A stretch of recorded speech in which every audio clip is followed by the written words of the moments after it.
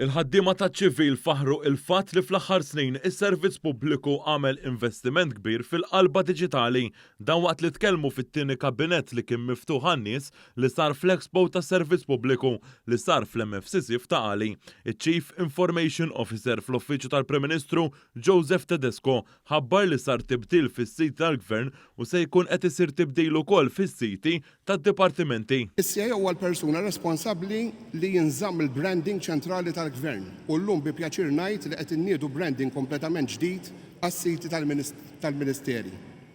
Fil-ġimgħat li ġejjin nibdew ir-rebranding tal-websites tad-dipartimenti.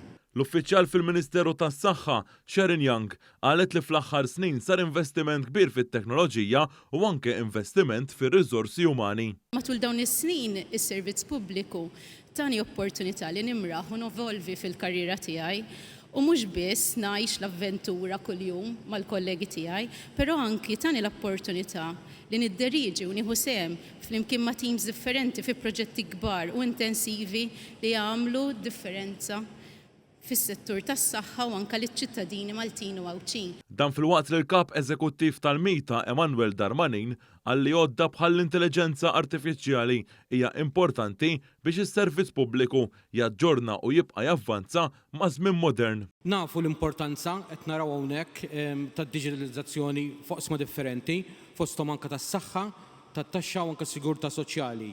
Irid insemmi wkoll il-konnettività. Il-network li jiġifieri fl-aħħar mill-aħħar jagħti l-opportunità biex dawn is-sistemi propju jkun jistgħu jiġu aċċessati minn kull imkien fil-Gvern. Uffiċjal fil-Ministeru għall-Politika Soċjali Vanessa Kawki saħqet li fih dan is-servizz pubbliku għandu jitwaqqaf forum bħal dak li twaqqaf riċentament mill-Prim Ministru dak tal-Youth Advisory Forum. Nixtieq li s-servizz pubbliku jieħu spunt minn din l-inizjattiva billi hu wkoll jistabbilixxi forum simili. Nemmen li dan il-forum għandu jkun magħmul minn uffiċjali pubbliċi li mhumiex f'karigu jolin ta' tmexxija sabiex uffiċjali pubbliċi bħali fi gradi varji jingħataw huma wkoll l-opportunità li jesprimu l-idejat u l-ħsibijiet tagħhom dwar is-servizz pubbliku. Tkellmet ukoll Connie Fenech li hija pensjonanta u li ħadmet mal-Aġenzija Setqa għal madwar 27 sena.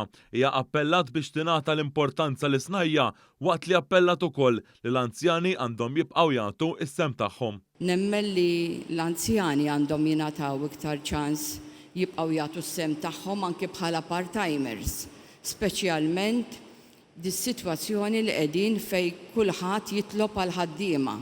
Naħseb fis-settur pubbliku hemm bżonn li l-anzjani jagħtu s-sem tagħhom għaw ħafna anzjani għandhom ħafna talenti.